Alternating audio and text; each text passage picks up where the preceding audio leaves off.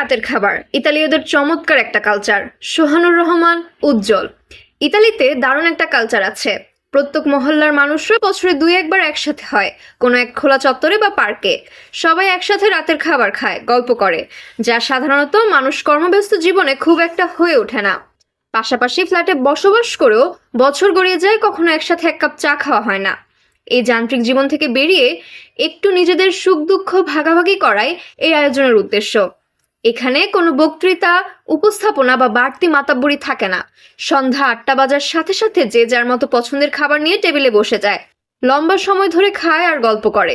মজার ব্যাপার হলো, চেনা দেল কুয়েতিয়ারে নামের এই আয়োজনে যে খাবারগুলো পরিবেশন করা হয় তা অংশগ্রহণকারীরাই বাসা থেকে রান্না করে নিয়ে আসে।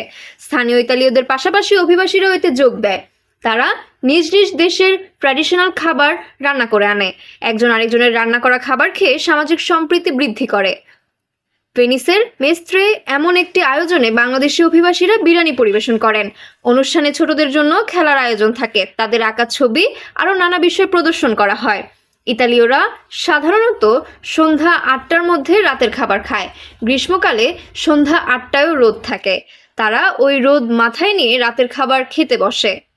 যে একসাথে সবাই মিলে খাওয়া দাওয়া করতে পারে। সামাজিক সংগঠনের আপনি যে প্রশ্নটা করছেন, সুন্দর প্রশ্ন। আমাদের দেশে কেন এই ধরনের জিনিসটা হয় না? আসলে আমরা ডিভাইড করতে পছন্দ করি। আমাদের দেশের আসলে এটা একটা কালচারের মধ্যেও আপনি বলতে পারেন, আমরা একত্র হয়ে একটা কাজ করবো, এটা আমরা করতে পারি না। এটা আমাদের বাঙালি কমিউনিটির মধ্যে খুব কম দেখা যায়। কিন্তু আমরা ওদের থেকে শেখা উচিত আমাদের, যে আসলেই আমরা 5 ভাই কিন্তু এক জায়গায় থাকতে পারি, একত্রে আমরা একই বিল্ডিংয়ের মধ্যে থাকতে পারি, কিন্তু আমাদের কালচার এটা দেখা যায় না। কিন্তু দেখা যায় ইটালিয়ানরা দেখেন বা বিদেশিরা, আমরা একই এলাকায় বসবাস করি, আমরা একসাথে খাইতে আসি, কেউ আমরা চিনিও না, কেউ খানা আমরা কোন সময় খাইও নাই, এক একজন এক এক দেশের মানুষ, কিন্তু আমরা একটা দিন অন্তত খাচ্ছি। কিন্তু আমাদের দেশে, আমার বাংলাদেশে দেখেন ঈদের সময় আমরা সব 5 ভাই বা 3 বোন বা 4 ভাই বা 2 বোন আমরা একসাথে কিন্তু খাইতে পারি না, একজনের সাথে আরেকজন সুসম্পর্ক নাই। আমাদের উচিত এদের থেকে শিক্ষা নেওয়া। ধন্যবাদ।